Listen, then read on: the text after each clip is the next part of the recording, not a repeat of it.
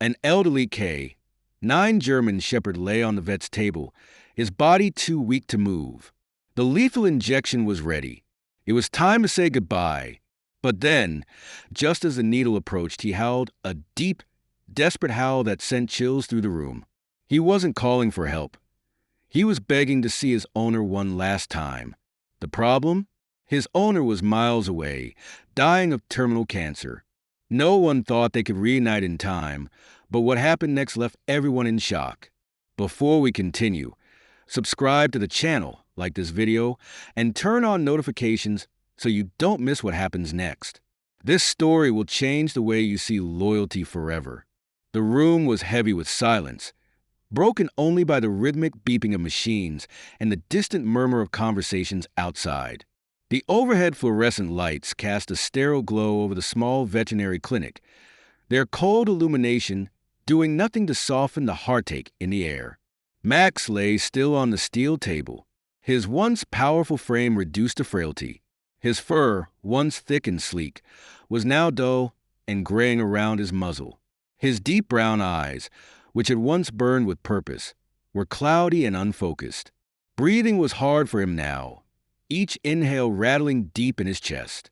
His body had given everything it had to give. Dr. Larson stood beside him, gently running a hand over the old German shepherd's head. His touch was careful, reverent even. He had done this before many times, but it never got easier. Max wasn't just another dog. He was a hero. 14 years of service, a career spent running into danger when others ran away. Max had been a rescue canine, trained to sniff out survivors in collapsed buildings, to find people lost in the wilderness, to pull the injured to safety. He had saved lives more than anyone could count. But time was undefeated. And now, the body that had once moved with such precision and strength was failing him. The vet sighed, glancing over at the small team of assistants who stood in the room, watching quietly. They had seen the reports. They knew Max's story. His body was shutting down. The pain was increasing. His muscles were too weak to hold him up, and his heart was beginning to fail. Euthanasia had been the humane choice. But what made this situation unbearable wasn't just the passing of a legend. It was the cruel twist of fate that made it impossible for Max to spend his final moments with the only person who had ever truly mattered to him. Daniel, his handler, his best friend, his partner. Daniel had been Max's world since the day they met. A former firefighter, he had worked alongside Max for nearly a decade, risking his life in disasters, trusting his K9 partner with his own survival. They had been inseparable. Their bond was one forged in fire, in danger, in nights spent digging through rubble to save strangers. But now, Daniel was dying too, a cancer so aggressive that it had left him bedridden in hospice care. He had fought for as long as he could, but the disease had won. His body, once so strong, had withered just like Max's. When they had called him to tell him that Max was slipping away, he had begged the doctors to let him go to him. He had begged them to bring Max to him. But his condition was so fragile that even moving from the bed could mean the end for him. So here they were, two warriors, two survivors, both fading, both alone. Daniel had one request. Let me be with him when it happens. But it was impossible. Dr. Larson took a deep breath, sadness pressing against his chest. He reached for the syringe, preparing the lethal injection that would take away Max's pain. The old German shepherd lay still, his breathing shallow, his body exhausted. Larson whispered, "It's okay, boy. You can rest now." Then, as the cold tip of the needle brushed against Max's skin, something happened. Max moved slowly, with all the strength he had left. He lifted his head. His ears twitched. His muscles tensed. Then, from deep within his chest, he let out a sound so raw, so full of pain and longing, that it sent chills through the room. He howled.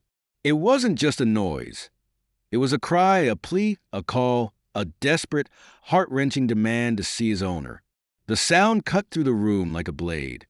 One of the vet assistants gasped, covering her mouth. The receptionist outside paused mid-step, her eyes wide. Max howled again, his voice weaker this time, but just as urgent. It was as if he knew, as if, even from miles away, he could feel Daniel slipping away, as if he understood that his best friend was on the other side of the city, just as close to death as he was. Dr. Larson's hand trembled. He had been ready to press the plunger to let Max drift peacefully into the dark, but now he hesitated. Then, the door to the room burst open. A nurse from the front desk stood there, her face pale, her phone clutched tightly in her shaking hand. "You need to stop," she gasped. "Daniel, he's coming." Dr. Larson frowned. "That's not possible. He's in hospice." "He's coming," the nurse repeated, pressing the phone to her ear. "They said he's refusing to stay in that bed. They can't stop him." The vet's eyes widened. Max had called for him, and Daniel had heard. The room was frozen in shock. Max, the old German shepherd who had barely moved in days, now lay breathless after his desperate howl. His body trembled, his breathing shallow, but his eyes burned with something new. Hope. Dr. Larson pulled back, gripping the syringe in his hand. The lethal injection, just moments away from being administered, now felt heavier than ever.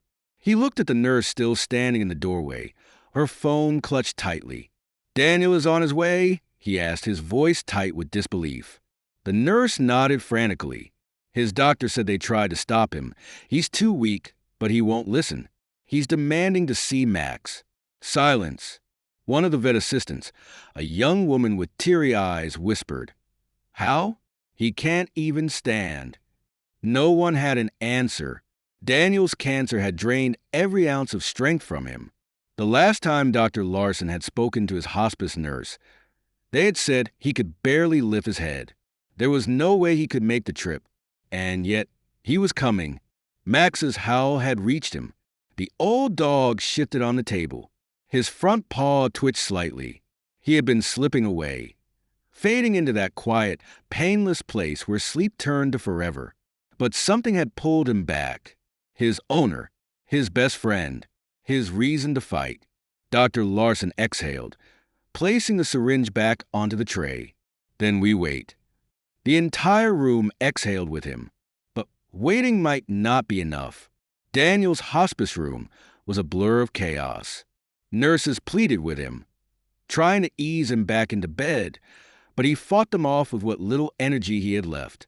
His body was wasted, weak, barely functioning. But none of that mattered. Max needed him. He pushed himself into the wheelchair, his frail hands gripping the arms with every ounce of strength he had left. His vision swam, black spots dancing in his periphery, but he forced himself to breathe through the pain. "I have to go," he rasped. His doctor, a weary man who had seen too many patients fight battles they couldn't win, crouched beside him. "Daniel, listen to me, your body." "I don't care," Daniel snapped, fire in his voice. For the first time in months, he had something to fight for. "I have to see him." A nurse squeezed his shoulder, her own eyes glossy. "Then let us help you." The next few minutes were a blur. A gurney was wheeled in, an ambulance was called, and within moments, Daniel was being rushed down the hallway. His weak heart pounded from exhaustion, and something even stronger, desperation. Every bump in the road rattled through his bones. But he didn't complain. The only thing that mattered was making it in time. Back at the clinic, Max's breathing was slowing again. Dr. Larson watched the monitors carefully, his stomach tight with dread. They had paused the euthanasia, but how much longer could Max hold on? His body was failing, shutting down. Even now, the old dog's chest rose and fell in shallow, uneven breaths. His once bright eyes were beginning to dull again. A cold realization hit the room. Daniel might not make it in time. One of the vet assistants whispered, Should we go through with it?" Dr. Larson hesitated. Would it be kinder to let Max go peacefully now, before the pain worsened? Or should they hold on, risking unnecessary suffering, just for the chance of a final goodbye? Then, as if sensing the weight of the decision, Max lifted his head once more. He wasn't done waiting. He wasn't giving up. And neither was Daniel. The ambulance sped through the streets, sirens cutting through the night air. Inside, Daniel's eyes stayed open, his fingers gripping the thin hospital blanket draped over him. His heart pounded erratically. Every beat, a painful reminder of how little time he had left. The paramedic beside him leaned in. "Almost there, sir. Just hold on." Daniel clenched his jaw. He would hold on. He just needed Max to do the same. Back at the clinic, the vet tech, watching the monitors, gasped. His vitals, they were stabilizing. For the first time in hours, Max's heartbeat was evening out. His breathing, though still weak, was no longer faltering. The old German shepherd was waiting, holding on for his best friend. And the moment Daniel was minutes away, something deep inside Max seemed to know it. The veterinary clinic was drowning in an unbearable stillness. The only sounds were the hum of machines and the soft, labored breathing of Max. The elderly K9 German shepherd lying motionless on the table. His body was fragile, his fur barely rising and falling with each shallow breath. The monitors flickered, tracking a heartbeat that shouldn't still be there. Dr. Larson checked the time. The ambulance was only minutes away, but he wasn't sure if Max had those minutes left in him. His body was shutting down, yet he was holding on, defying reason, defying nature, as if his very soul refused to leave until he saw Daniel one last time. Max had spent his life saving others. Now, he was fighting for himself. The vet's assistant, Emily, whispered, "He's really waiting for him, isn't he?" Dr. Larson nodded, his throat tightening. "Yeah, he is." The ambulance screeched to a halt in front of the clinic. The paramedics rushed to open the doors. Inside, Daniel's frail body trembled with exhaustion, but his hands clenched the rails of the gurney. He was still conscious. His eyes, though sunken and rimmed with shadows of pain, were wide with determination. The moment the door swung open, he gasped, "Where's Max?" A paramedic moved fast. "Let's get him inside now." The nurses barely had time to adjust the gurney before Daniel tried, pushing himself up. His body wasn't cooperating. He was weak, fragile, but sheer willpower drove him forward. The second they rolled him through the clinic doors, the air changed. Everyone in the waiting area turned. The receptionist covered her mouth. Emily, standing near the exam room, stepped back, her eyes wet with disbelief. Dr. Larson burst through the doors as the paramedics wheeled Daniel closer. "He's still here," the vet said, his voice thick with emotion. "He's waiting for you." Daniel choked back a sob. Inside the exam room, Max lay still. But the moment Daniel's scent filled the air, his body shuddered. A deep inhale, a twitch of his paw, a flicker in his half-closed eyes. Then a slow, painful attempt to lift his head. Dr. Larson rushed to his side. "Max, easy boy. He's here. He's here." The old dog tried again, his muscles straining, his ears twitching weakly. He knew Daniel was here. A nurse adjusted the gurney so Daniel could be rolled closer to the table. His breathing was erratic, every movement a struggle, but he didn't stop. He reached out his trembling fingers, brushing against Max's fur. "Hey, buddy," Daniel rasped, his voice barely above a whisper. Max's entire body reacted. His tail twitched, the first time it had moved in hours. His chest rose slightly deeper. His breathing shifted. The dying K9 recognized him. Daniel sucked in a breath. His vision blurred. His best friend was still here. "You waited for me," he whispered, his hand pressing gently against Max's side. Max let out a weak, broken whimper. The room was silent, but the energy was deafening. No one dared to speak. No one dared to interrupt the moment between a man and his dog. Dr. Larson felt something deep in his chest tighten. He had witnessed countless goodbyes between owners and their pets, but nothing like this. This wasn't just a dog saying goodbye to his owner. This was a warrior waiting for his partner. Daniel's breathing hitched. He squeezed his eyes shut, his body trembling with exhaustion. He had used every ounce of strength to make it here, but it was worth it. He wasn't going to let Max die alone. "You did good, buddy," Daniel whispered. His voice cracked. "You did so good." Max's body relaxed slightly under his touch, the tension fading. The fight he had been holding on to so tightly, the one keeping him here, was beginning to ease. But he still wasn't ready to go. Daniel swallowed, stroking the soft, graying fur around Max's ears. He had been afraid of this moment for weeks, knowing it was coming, dreading it. But now, it didn't feel like an ending. It felt like something more, a promise kept, a bond unbroken. Daniel inhaled sharply, blinking away tears that refused to fall. His lips trembled as he leaned in closer, his forehead almost touching Max's.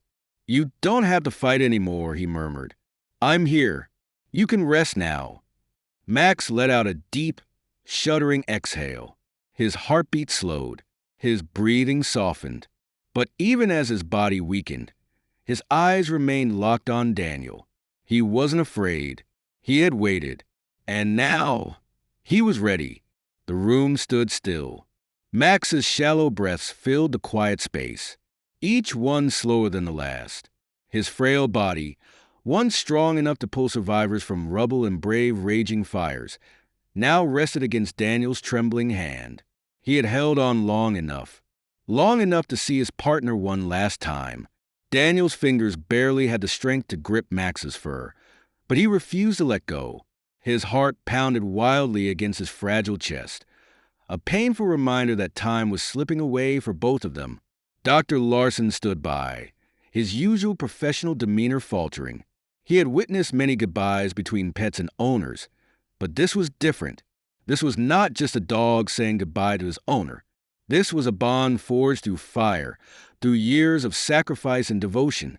Daniel swallowed, his throat raw. "You're a good boy, Max." His voice cracked, but he forced the words out. "The best boy." Max let out a faint, broken whimper. His eyes locked onto Daniel's, though the weight of exhaustion hung heavily over them. Daniel sucked in a breath. "I didn't want you to go alone," he whispered, his fingers tightening against Max's fur. "I promised. Remember?" Max blinked slowly, as if he did. The old dog's body trembled. His strength was failing, and yet he refused to close his eyes. He was waiting for Daniel to be ready. The machines in the room beat softly, tracking Max's weak heartbeat.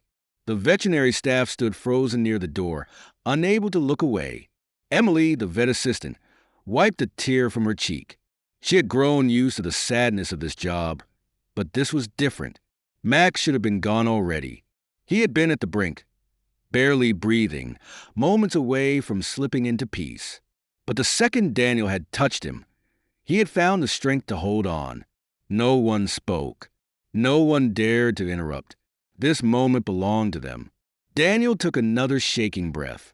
His body was weak, too weak. Even now, he felt himself slipping.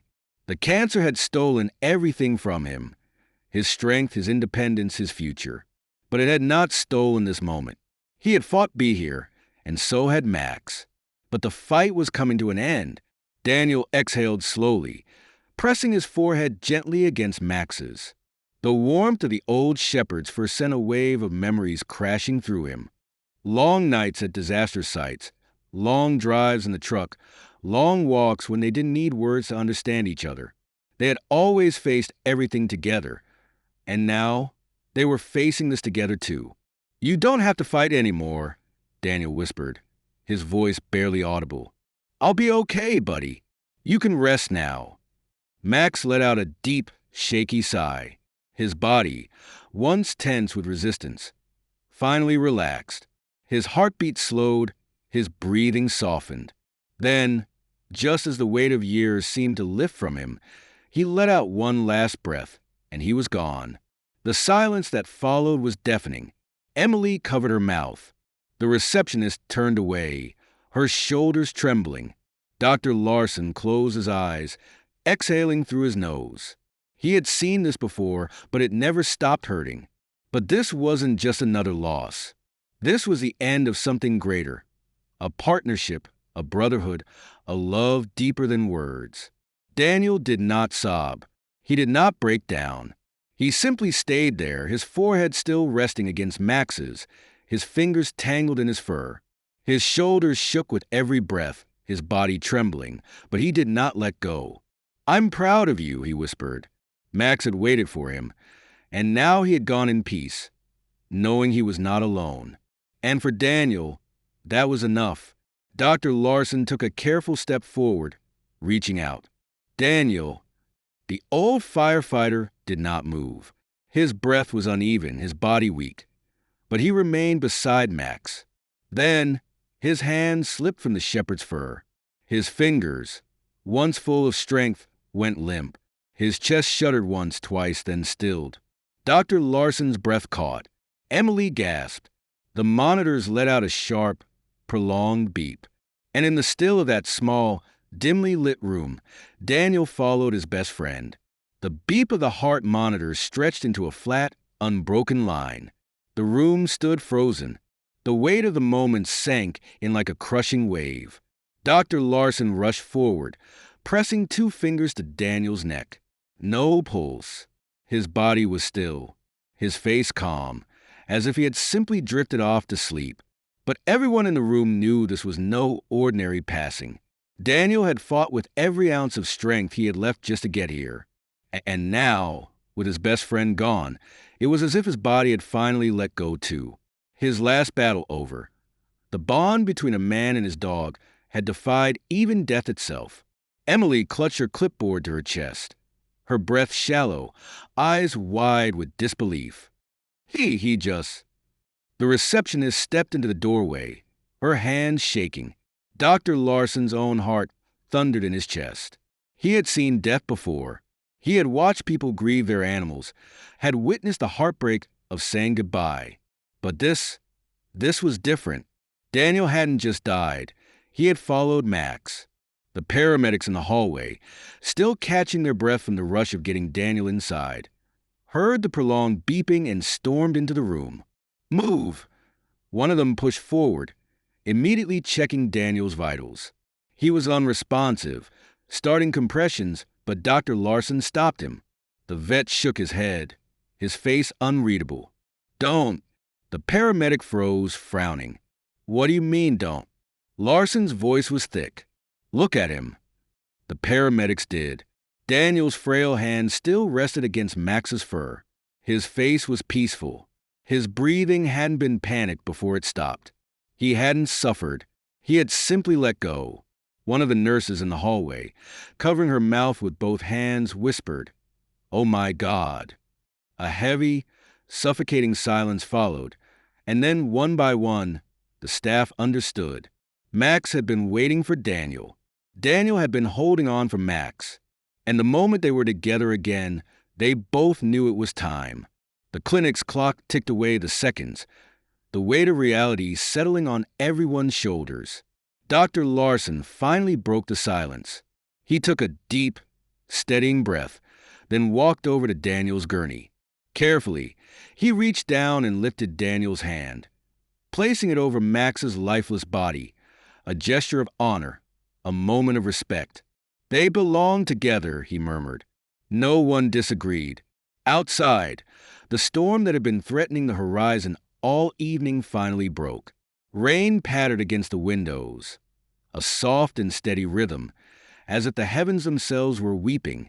But inside that small, quiet clinic, it did not feel like an ending.